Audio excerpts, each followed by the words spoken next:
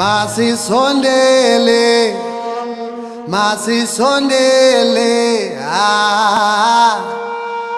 phila noxolo yelele.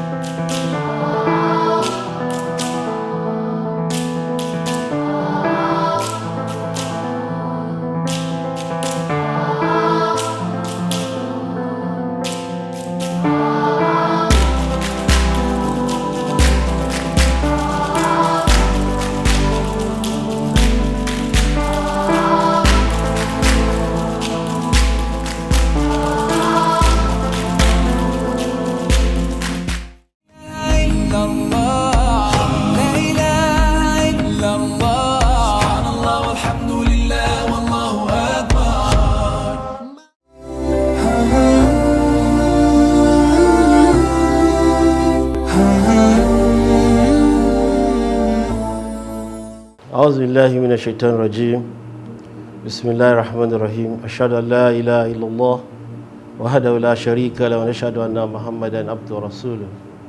Viewers at home, I say As-salaam alaykum wa rahmatullahi wa barakatuh.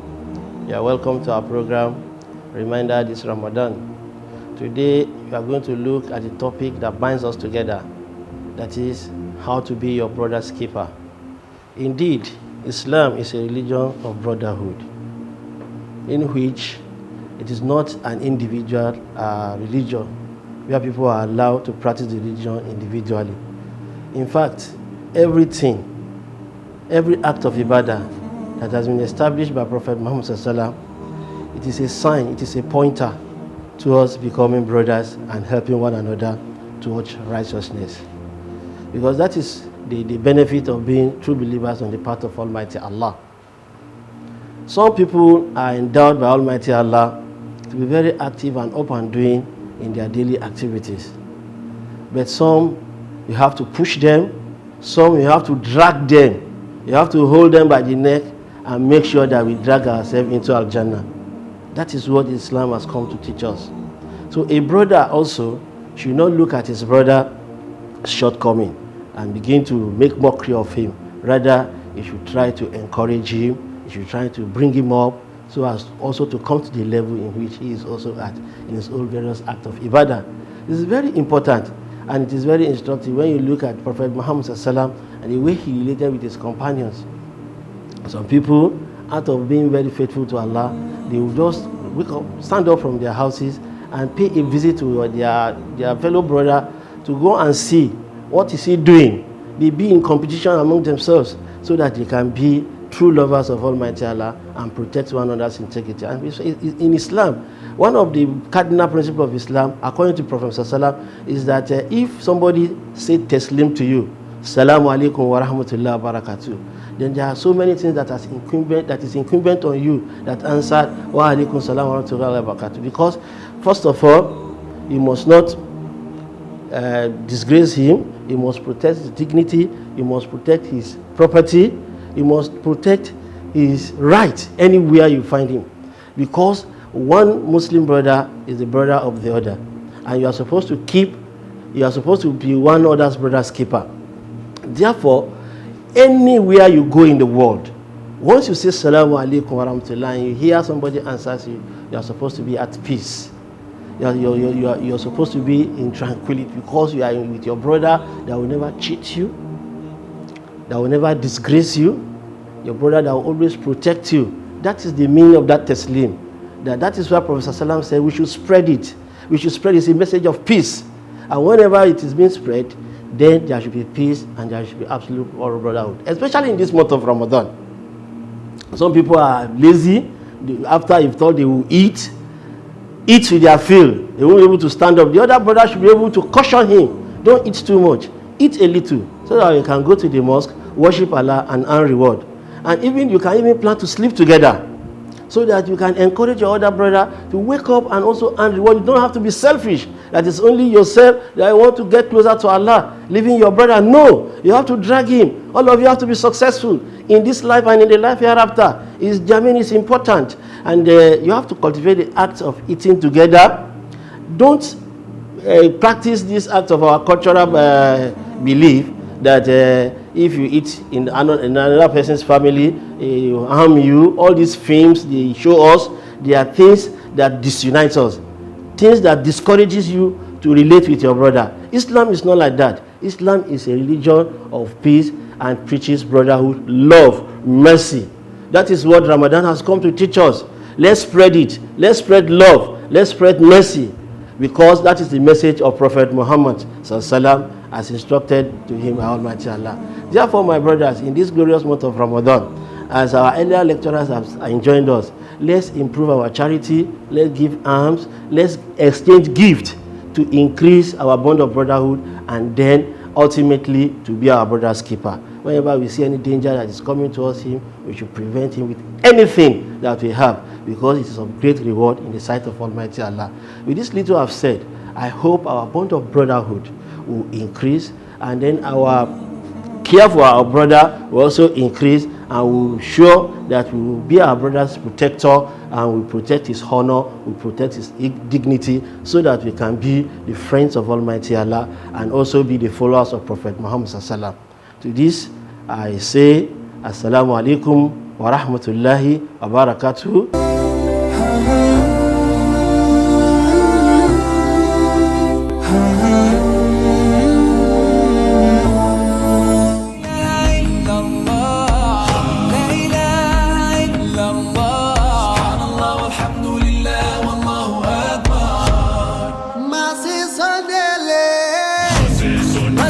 Haltv, your Muslim lifestyle channel.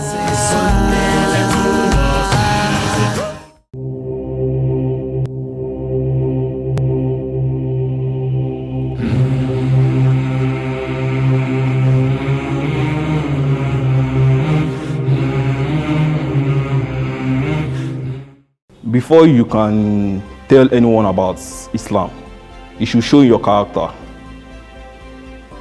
I tell people a lot when they say Islam is violence. I say, if Islam is violence, we have billions of Muslims living in the world. Why is the world still existing?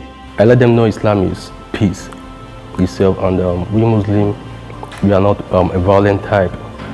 So, even when I'm going on the street, some people just like, I'll just laugh at them like, well, you don't know what you're saying. So my beard is, what portrays me as a Muslim, a very good Muslim, because it's one of the sunnatic of the Prophet Muhammad sallallahu alaihi wasallam. So having beard is cool with me. I love it, and people who understand me very well, who understand the religion, they know it's very good. So it's cool. So I understand that, except when I am attacked one-on-one by a person, like these Muslims are always called these, and I just look at them like, okay, you still don't understand more. So what I do is, if it is a situation where I can talk, especially on social media, because I'm a Facebook person. So it's when social media, when I'm usually called, attacked as things like this, I just bring them some verses of the Quran that I know, tell them this is what you don't understand, these are the beautiful things about Islam which you guys do not know. Most times I just laugh because they're ignorant. Because I believe that for you to make a judgment about something, you have to be informed about it. But most people do not actually know anything about Islam or about Muslims. They just talk because they heard this person say this, so they obviously believe this. I watch this on TV, I don't make my own research, I jump to the conclusion and I start spreading rumors, things like that. So most times I just laugh. But when somebody comes out to actually ask me, this happens, what do you think about it? And I tell you, okay, in the Quran is actually like this is the way it is. It's very, very painful, because they have a very bad perspective of this Islam, and Islam is beautiful. And I don't know, maybe media, they are really portraying us in a very bad way. If you should hear somebody saying Muslim, oh my God, those killers, those terrorists, you understand? It's very, very sad. Well, because I'm quite verbal, a lot of people usually ask of my opinion, and I tell them, usually if I don't know, I tell them I don't know. Okay, let me get back to you. I don't know what Islam says on this. But there are some that just outrightly there's no place for violence in Islam. There's no place for this. There's no place for that. And I am not afraid to share my views because I know I'm on the right path. I just keep quiet and I tell them that You should never judge a person by his or her religion. You see a Muslim who is doing something wrong, it doesn't tell you that this is what Islam teaches. You have to judge. Do not judge wrongly. Do not even do it. Just try as much as possible to learn about this religion before you just bombard someone. I've noticed that religion is a very touchy topic. So when I hear people say things that I know otherwise, even when you try to convince them, some people are very adamant. There's no point even struggling. Sometimes it's silence, and I tell them, say for example, this Boko Haram issue. When you see me as a Muslim and I wear the hijab and I walk where I walk and I think I'm very good at where I walk or what I do, and you compare me to Boko Haram, I ask them, what is your basis? If I truly was Boko Haram, I don't think you'd be here today. I might have probably blown you up. So since I haven't done that, and since if you are a good judge of character, if I'm representing Islam the way I am and I do it in a good way, there's no reason for you to think otherwise, or all you think about is negativity in Islam. There's no point. People react to things they don't know, like they are threatened by things they don't know. So I think most of the time it's just ignorance. That's one. I'm more concerned about how Muslims react to it in general, because it tells badly on our image as a group of people. So for me, I just always try to let people know that you have to relax, restrain yourself. I mean, that's Islam. You can't just act on impulse. Someone assaults you, just jump at it. I think we have to check ourselves. There's so many stories in the Quran and the Seerah about how the Prophet ﷺ handled things like this. They're not new. So I don't think we're not the first. I mean, if he went through it, then I mean, this is nothing compared to what he went through. So generally, I just think it's a misconception, and okay, it's similitude is just that, you know, there are some, like in Nigeria now, for instance, some people really don't like some tribes because maybe when they met a particular person from that tribe, and that person is actually not good, so they generalize. So I would really say it's just like a misconception. A lot of people have not met a lot of fantastic Muslims, so I think that's where the problem is. I smile at them and tell them they don't really know much about it. Then I give them the explanation they really deserve to know. The Prophet ﷺ has taught us everything, not just by words, by his actions. It's just so unfortunate that the human factor is just present in us. We tend to flare up with everything.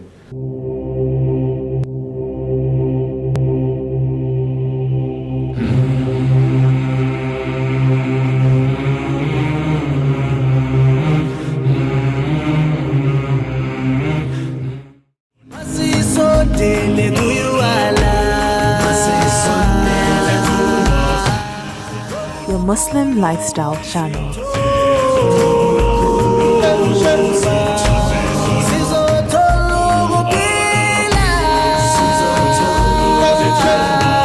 As-salaam alaykum wa rahmatullahi wa barakatuh. My name is Niyama Mohamed Bello. And I am Kudus Oyedoto. I am Sherifdin Bakari. I am Ilyas Dorosimi. And I am Onosoya Abdulakim. In Lagos here from Haltv Africa, we say Ramadan Kareem. You can join in the trend by sending your videos with the hashtag Haltv Africa and get a chance of being featured on our page. Assalamu alaikum. Assalamu alaikum.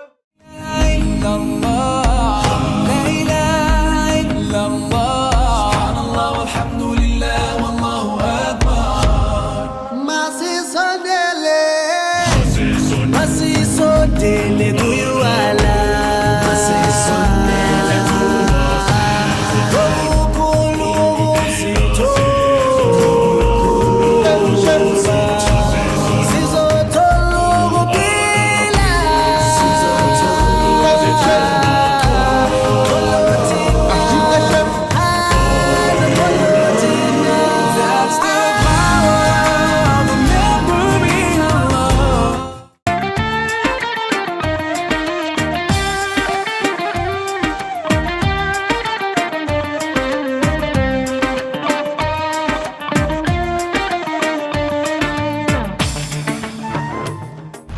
Alaikum wa rahmatullahi wa barakatuh. Welcome to my cooking show, Iftar with the Chef. I'm Hanifa Adam.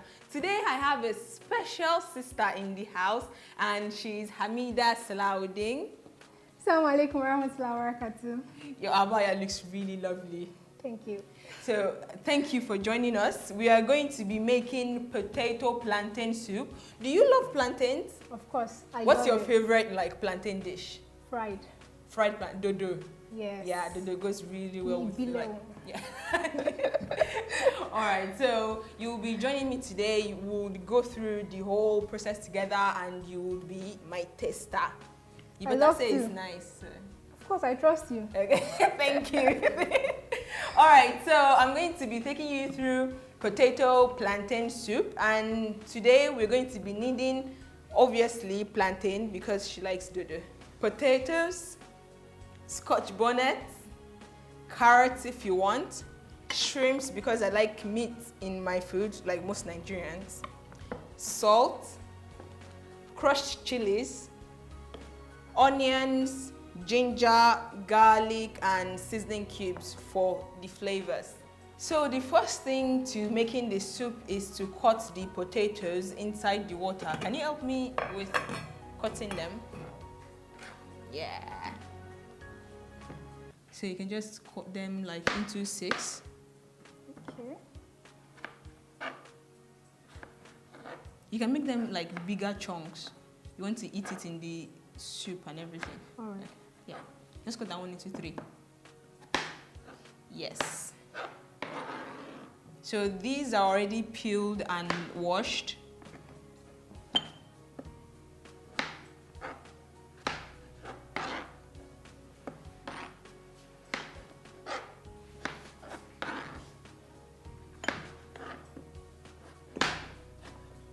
Okay, we're going to put them in the water now.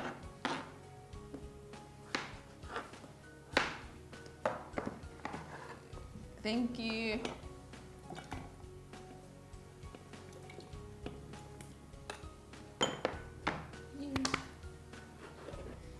It looks really nicely cut. It just depends on the size you would love to eat and everything. Then the smaller they are, the faster they cook.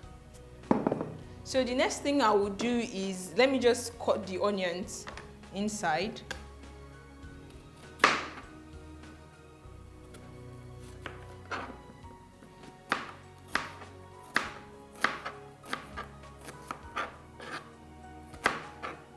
Just these ones, and we'll put it on the fire and just let it boil for a while because they have different cooking times, so we don't want to put everything in the water at the same time. Exactly, so that some will be overdone and some will be undercooked and everything. So let's go into the kitchen.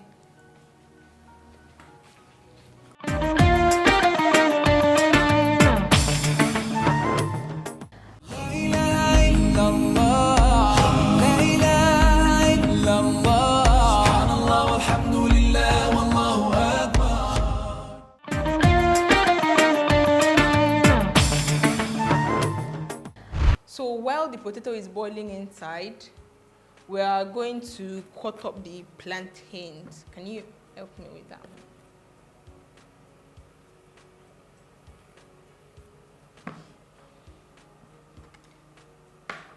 Yeah. So we are going to cut the plantains like any size you want, like big chunks, preferably. Yes. But this is not how dodo is made anyways. Yes. Dodo is thinner. So everything.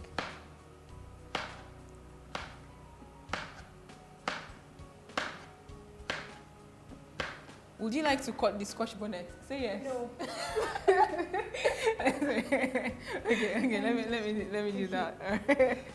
No one wants to cut scotch bonnets because it makes your hand hot. Like, you can't cut them and expect to use your hands on your skin anytime soon. They burn. But I really love the fact that they had flavor and some, yeah, they makes, I like really eating spicy food. So I love them a lot, not just cutting them. There's one more. Yeah, do you like spicy food? Yes, of course. Okay, so I'm going to, this should be enough to make it really spicy. So we have the plantains ready, the scotch bonnet, then we would introduce the shrimps into them as well. Let's remove this together. Okay, so we remove the tail of the shrimps. They're already washed as well.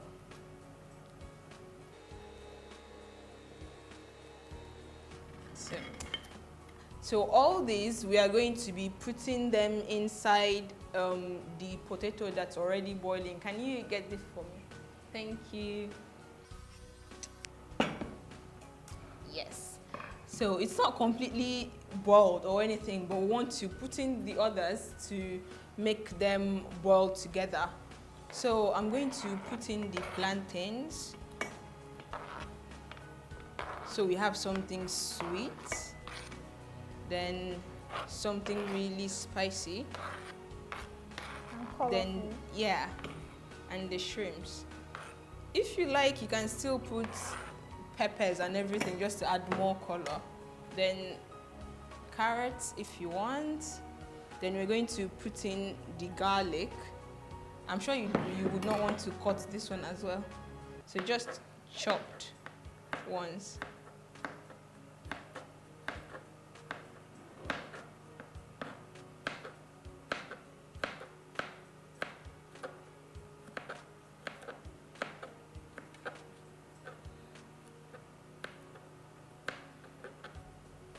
How do you like garlic in your food? I don't like it. Why? They actually are. The smell. No, you don't. You probably don't like the smell when you're cutting it, but like when it's inside a food, it's really nice because it brings out all the flavors and everything. I'll know at the end of this. Yeah, you will. You will. Then ginger as well.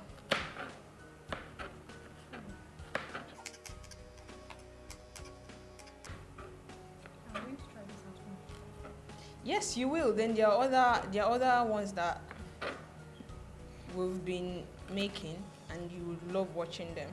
I've inspired a lot of people to start eating stir fry a lot. Actually, the first one I saw was on your blog. Yeah. So I put all the recipes on my blog as well. Then just one stock cube, salt to taste, and we'll add more water so that we'll actually have soup. Add more. Yes, that's okay. Then we'll cover it up and boil it for a while as well. Let's go back in the kitchen. Thank you.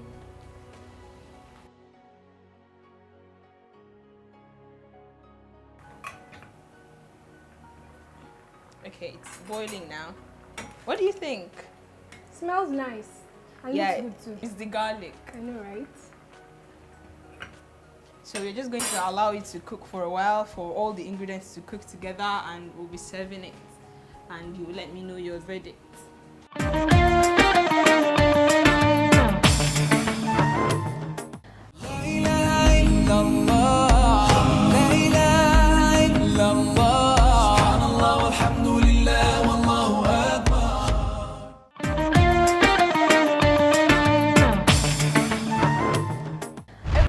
Finished cooking now.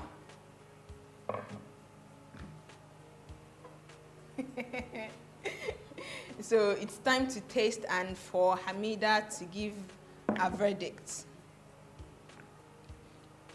Do you want plenty soup or just? No, just a little. Okay, because you need to take it with the soup and everything. Let me get you tomatoes. That's enough. Okay. Let me get my own first so that we'll eat it together. It's just something you can actually take before your heavy meal. It can be a starter and everything. Let me get a shrimp.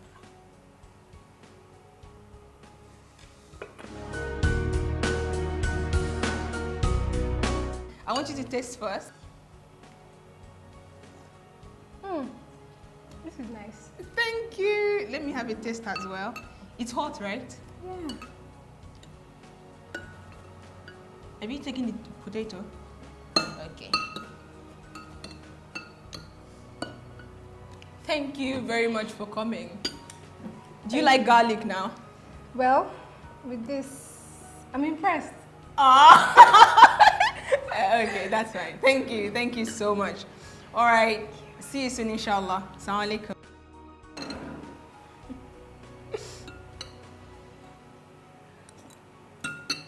She's actually going to try that at home. I hope you're enjoying your iftar.